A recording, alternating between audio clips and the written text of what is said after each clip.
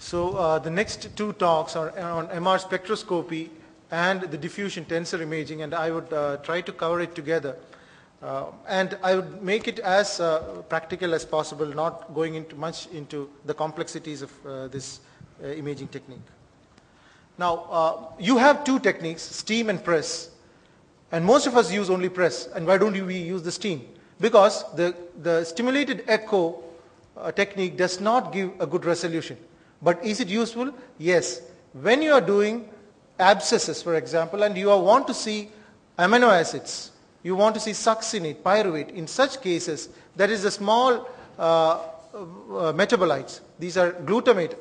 Steam can be useful. But usually we do not use it. The press is a much better technique.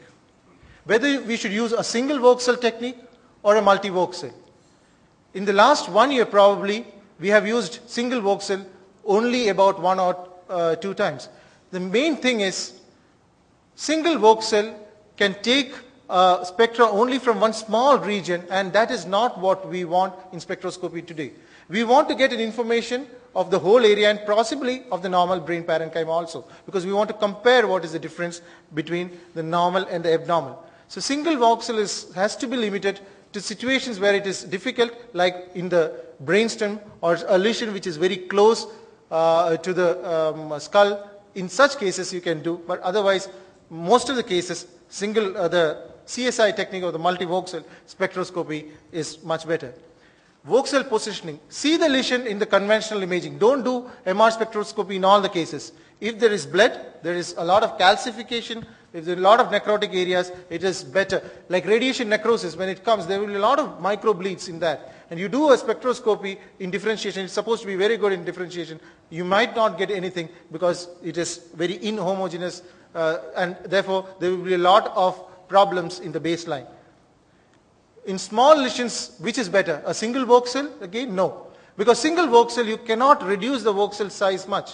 There again, multi-voxel is better. And when you have very small lesion, better do a multi-voxel spectroscopy.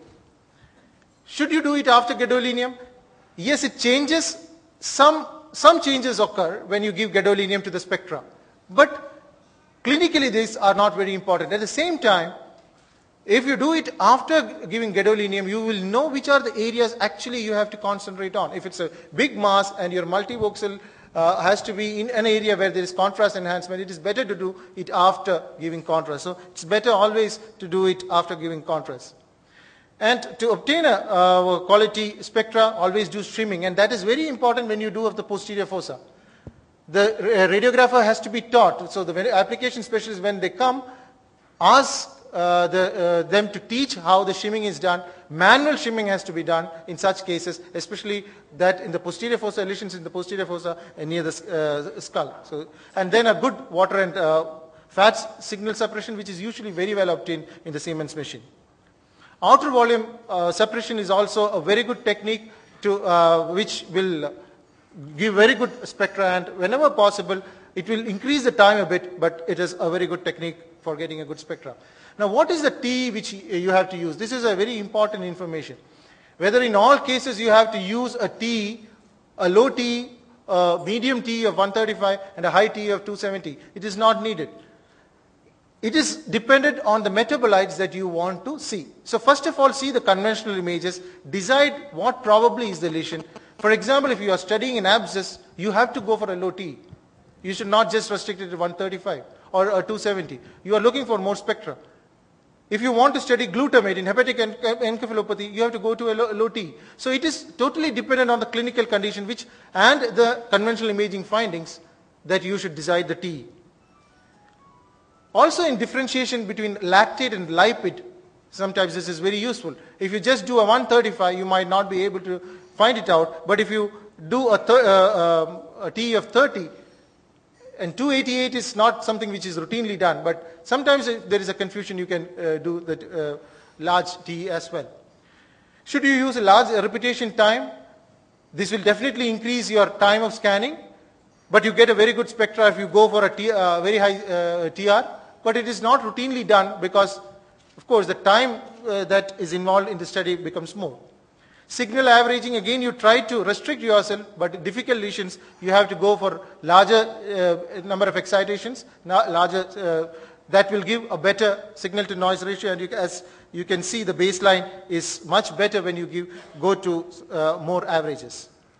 Voxel size, of course, a large voxel size will give a very good spectra, but the problem is many of our lesions, especially cysticercosis or tuberculoma, are very small. So you will have to go to a lower voxel size, but then your SNR comes down, and that is a problem whenever you do smaller lesions.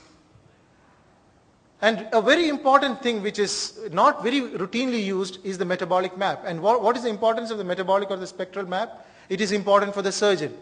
Most of our cases, the surgeon comes on the previous day before he does a biopsy to our department, and we have to show him which is the area which he has to do the biopsy. And the two techniques that we use maximum for doing that is the spectral map as well as the perfusion imaging. So we tell them these are the areas where there is a higher choline, or we also tell them these are the areas where there is a higher perfusion. We try to put the information of both together, sometimes also the diffusion imaging because it shows areas of high cellularity, and then together we plan the area from where the biopsy has to be done. Because as was told yesterday, it is the higher metabolically active areas which has to be biopsied, and then only you can get a good result. The post-processing steps are an important thing which radiologists do not give any importance to, but I think this is another thing you have to ask the application specialist to train your radiographer. There are so many techniques like filtering, phase correction and all which can improve the spectra, and radiologists won't spend time there. But the radiographer can learn it, and most of our radiographers know these techniques. Ultimately we get a very good spectra even in very difficult areas. Now what the MR spectroscopy has been routinely used. Again, Rajat was telling me, now this is mostly a gimmick. Yes, it's true. Many times the role of spectroscopy is still undefined. So for follow-up of a tumor case, it is an extremely important thing. Follow-up of a patient after radiotherapy or surgery is important. Suggesting a biopsy site, as I showed you, it is important. Radiation necrosis versus recurrence. But there again, perfusion has now slowly started scoring, especially the T1 perfusion is supposed to be very good, also the T2 star. But then there are some other questions also, like the 5 questions which can these be done for a differentiation of a tumor mimic, differentiation metastasis and GBM, and we have some experience in this which I'll share with you. What we have found out is whenever you do a spectroscopy, don't just look at the lesion, always compare with the opposite normal side. This may not be possible in the brainstem, it might not be possible when you have a hypothalamic lesion, where to compare it with. So whenever it is possible, if it is a white matter lesion on one frontal lobe, then you can compare with the opposite side. So your multivoxel spectroscopy should cover both the areas and compare with the opposite side. So that is also of the lesion as well as the edema outside, you should look at the spectra. Some cases, a 26-year-old male came with a lesion like this. Now the thing is that looks like a low-grade lesion because you can see the ADC is quite high, so less cellularity within this lesion. When you do a spectroscopy in this case, you compare the choline from the normal and the abnormal side, you can see that the choline is not much raised. In fact, the choline is low within the lesion as well as the Na. So we know that this lesion is not metabolically active. This was a DNAT. Compare this with another case looking almost similar. This is an 18-year-old male with seizures again. This is the lesion here. You do a spectroscopy and you can see that the choline value is 472 here. Compared to the opposite side, the integral is 411. So there is definitely an increase in the amount of choline within the lesion, though it is very less, 411 to 472. What has really happened is a marked drop in Na. If you see just this spectra alone, without looking at this, you will say this is a very metabolically active because the choline is very much raised. No. Actually, it is the Na drop down which has happened markedly. So it is the Na drop, choline has just minimally increased. But compare it with the previous lesion, In the DNET, we did not see any increase in choline as well as the Na. That was a DNET, not at all metabolic active. This is a low-grade glioma, which is slightly more metabolically active than a DNET. So this information you get, and this may be important in follow-up of these lesions, whether a low-grade glioma or at a later stage is becoming malignant. So biopsy was a low-grade glioma in that case. A 49-year-old male with history of headache for 5 months and altered behavior. This was the lesion here. Now this lesion could be a primary or a secondary. How do you differentiate it? Here the importance is looking at the surrounding, because usually metastases are well-defined lesions and the surrounding regions show a normal spectra. So we did the spectroscopy. Within the lesion you have a large lipid peak here. The lactate is there outside. But if you see the outside, the edema, outside the tumor, there is lactate, but there is no increase in choline. That means that there is no infiltration in the surrounding parenchyma. We can do one thing more. We can do a technique called triangulization, and this is done in a TE of 30 within the tumor.